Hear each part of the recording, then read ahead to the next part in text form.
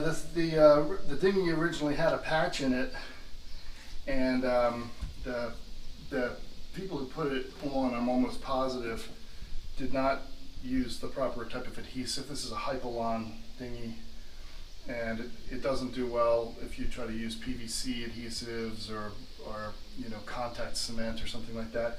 It really needs the right prep, and so anyway, this patch was leaking, and I'm making an attempt to resurrect the dinghy. It's not in great shape. It really is kind of falling apart, but it's all we have for the moment, and so we're going to make do. Eventually maybe get a new one, but not now. So what's going on here is I'm trying to get as much of this old glue off as possible, but this part here is some sort of something that's different than the rest, and it's not coming off very well. I'm thinking about just making my patch a little bigger to make sure I cover all of this. And if it adheres, that adheres. It's along in here that I care about, and I think as long as I can get that part clean, I'll have a seal all the way around. I imagine it's going to stick. I kind of have a feeling that it's going to stick okay. It's supposed to be roughed up a little bit, and so I'm going to do that, and then I'm going to take a shot at it and see what happens. All right. Well, I've mixed up the goop, mixed up the snot, as Anthony and Pavidus calls it, and painted it on both the patch and the dinghy, and I'm waiting for the 30-minute time period to expire so I can put another coat on and wait for 5 minutes, and then lay the two together. I found in the past when using contact cement, which is a similar product, that letting it dry first is the key. If you try to put these things together when they're still wet, they'll never bond properly. They work by drying first, and then once they touch one another, they stick together. So inside here, everything's pretty much of a mess. I'm gonna throw away my cloth that I was using acetone on and white spirits. I'm going to get all this flammable stuff out. You do not want to ever leave acetone soaked rags sitting around. They will spontaneously combust, and that is bad. So I'm going to take all this stuff over to the dumpster here right now, get it all cleaned up. Yeah, so my repair on the dinghy was excellent and totally successful as far as it went, except for this part. The freaking other side has a leak in it, and I'm just beside myself.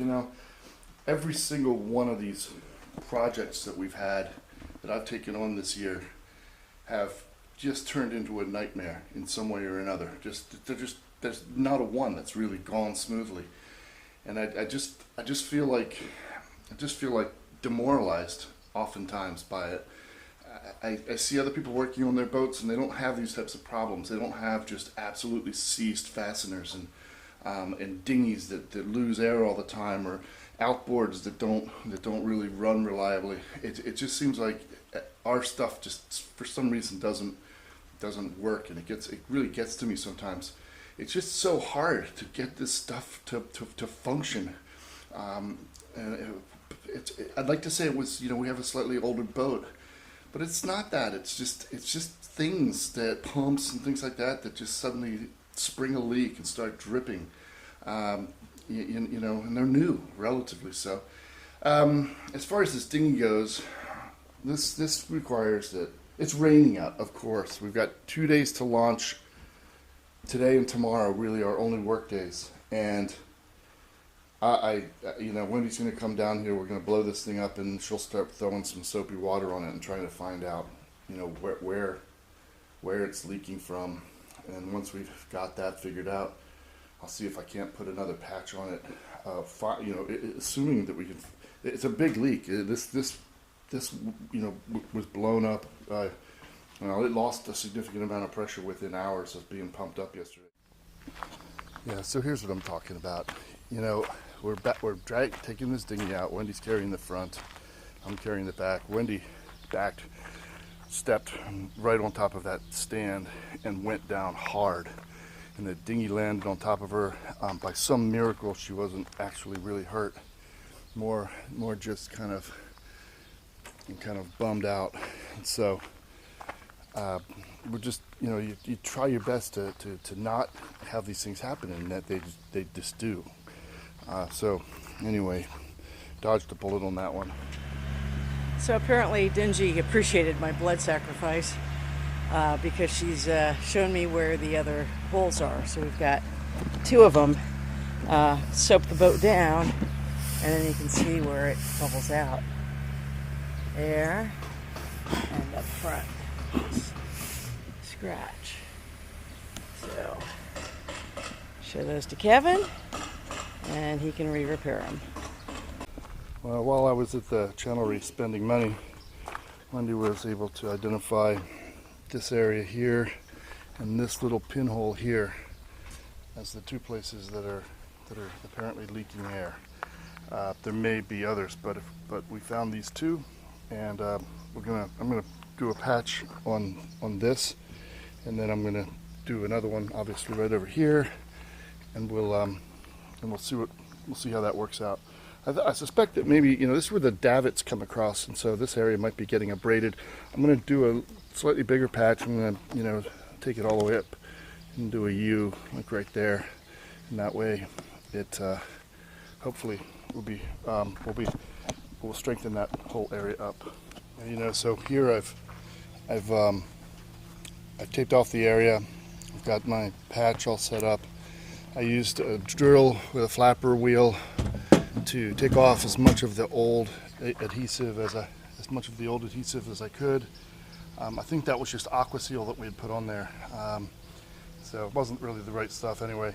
Over on this side, same thing, and then I've used this sanding pad to just kind of abrade the surface. I'll clean this up with white spirits, they call it here, mineral spirits, I imagine that's what it is.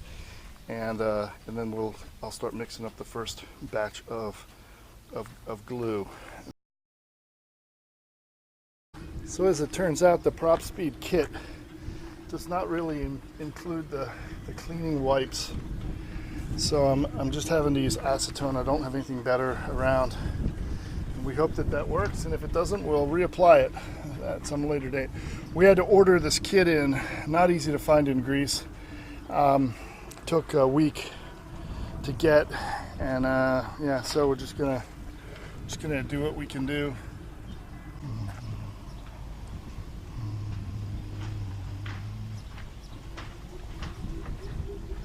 Yeah, here's the Prop Speed application. It's never looks particularly pretty when you do it. It's not really designed to be.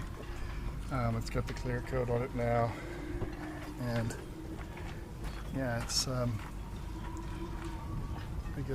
think that'll be pretty much what we're looking for. It just keeps stuff from growing on it, That's the plan, at least. I decided not to paint the shaft. I have this feeling that maybe if the shaft ever has to come out through the cutlass bearing, that the paint might really get in the way of that. And I'm not too worried about barnacles and stuff on the shaft. It's really more on the blades of the prop, which is where the energy goes. So we're doing that. What else did we get? Over here's our 2 sintered keel coolers, which the guys installed yesterday, which is fantastic. I love the fact that they put them in line so that they don't cause any more drag than they have to. Here's the thickness of our hull. This is the core they took out. It was too much for my hole saw. They were using my hole saw, and had to do half from below and half from above in order to get that out. And then I painted the new through hole that Panos installed last week, and so that's a done deal. So anyway, we've been having problems with this with our headsail furling, and what I discovered is that down underneath here there's some burrs, like right here, and there's one on the other side as well, that are catching on here and wearing these grooves like so. So I'm gotta your trusty Millbastard file. I'm just going to file those down a little bit and grease up the system and put it all back together. I think what happened was somebody was working on this and they clamped this thing up somehow and actually damaged. I can't imagine that this little line furler guide would ever damage this type of steel. I'm trying to unscrew it from this fitting.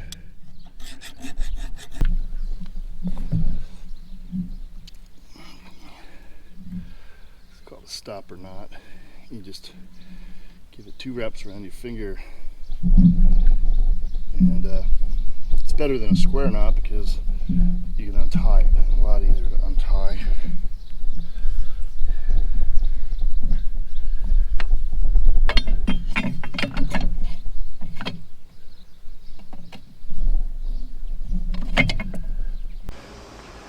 It's really important that when you furl a line, that it spins the sail in the right direction.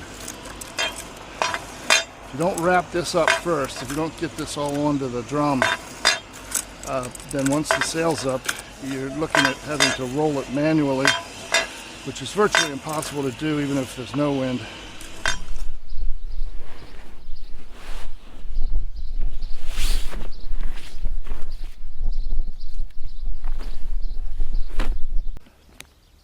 So this little ring here, I just had to reset a second time. It's somehow or the other it's been catching, and I can't figure out how. And pulling this up, you can kind of see where it's right in here. It's kind of had to bend it back. It was tipped up quite a bit. Anyway.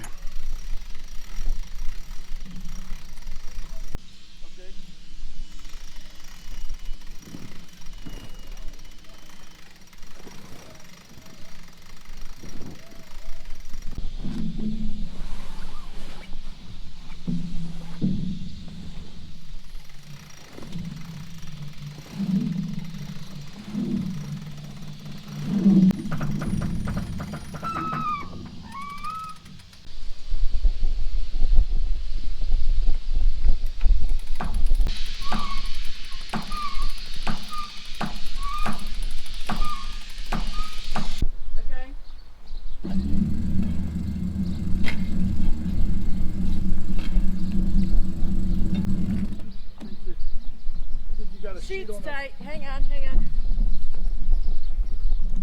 All right, well, we got the mainsail, or the Genoa up, rather. For some reason, the furler doesn't want to furl anymore. So we're having trouble getting it turned around any more than it already is. So I'm going to be up in the boatswain's chair tomorrow morning dealing with this mainsail. Helping to feed it up the track, as it has a problem with the upper foil that it wants to stick, so it's hard to get it all the way to the top without somebody there to help guide it. So while I'm up there, I'm going to inspect. I think it feels like it's got a halyard wrap going on up there. So anyway, we'll inspect that when we get there. So we launched in about 2.5 hours, not even that anymore.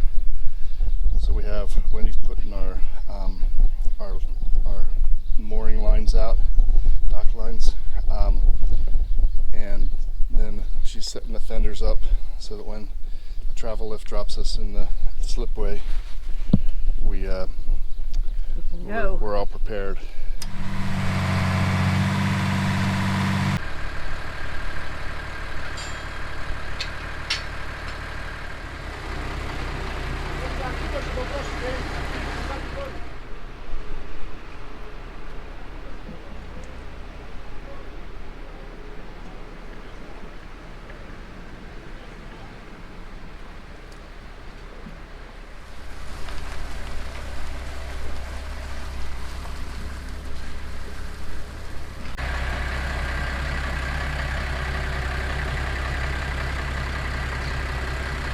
So we were going to paint these patches here, but we decided against it because we want to see how the Micron 77 compares with the Micron 350 that they're selling now. I have a suspicion that this is better, but we'll see.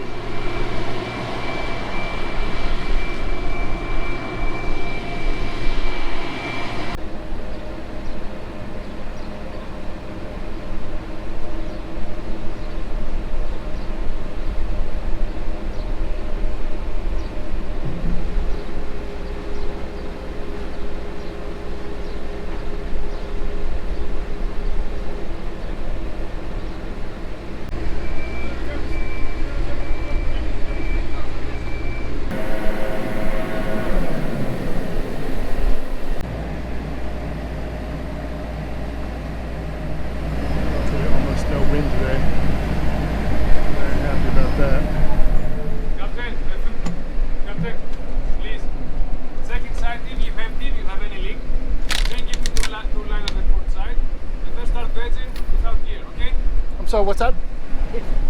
So check for leak. Yeah. Check for leak. To line, outside, Okay. and then start dredging. Okay. Good. Without bound. The place we go Yes. is outside of this room. Okay. Okay.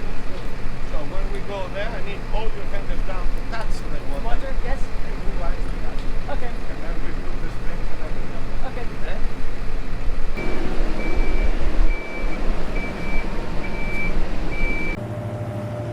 When Talisman grows up, this is what she wants to be. Oyster 82. Just like when we launched, doing the same routine. The owners climb on board, make sure there's no leaks, and there's no water gushing in anywhere.